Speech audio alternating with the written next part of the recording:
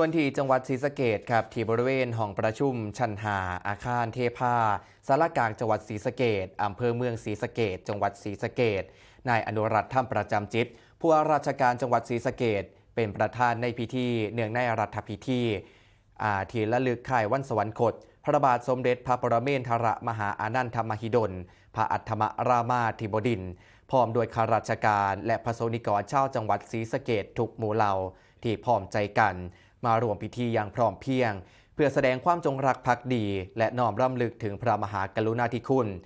โดยในพิธีกับประธานได้วางพวงมาลาและจุดธูปเทียนเขื่องทองน้อยเบื้องหน้าพระบรมสารีสลักษณ์จากนั้นก็ได้อ่านคำกล่าวถวายราชสดุดีเพื่อเทิดพระเกียรติและน้อมรำลึกถึงพระราชกรณียกิจอนันตประการที่ทรงมีต่อปวงชนชาวไทยพระองค์ทรงประกอบพระราชกรณียกิจที่สร้างความมั่นคงและผาสุกแก่ชาติในหลากหลายด้านอาทิด้านการปกครองทรงเสด็จเยี่ยมชาวไทยเชื้อสายจีนเป็นเทื่อแรกณสำเพ็งเพื่อแก้ไขปัญหาความขัดแย้งระหว่างชาติระหว่างเชื้อชาติจนเกือบจะเกิดสงครามกลางเมืองด้านศาสนาเองครับทรงปฏิญาณตนเป็นพุทธมามกะท่ามกลางมณฑลสงฆ์ในพระอุโบสถวัดพระศรีรัตนศาสดารามเมื่อวันที่ 19 พฤศจิกายน พุทธศักราช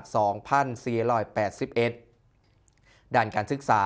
ทรงมีพระราชปรารภให้มีการจัดตั้งโรงเรียนแพทย์แห่งที่ 2 เพื่อผลิตแพทย์ให้เพียงพอต่อการซอยเหลือประชาชนซึ่งปัจจุบันก็คือคณะแพทยศาสตร์จุฬาลงกรณ์มหาวิทยาลัยครับ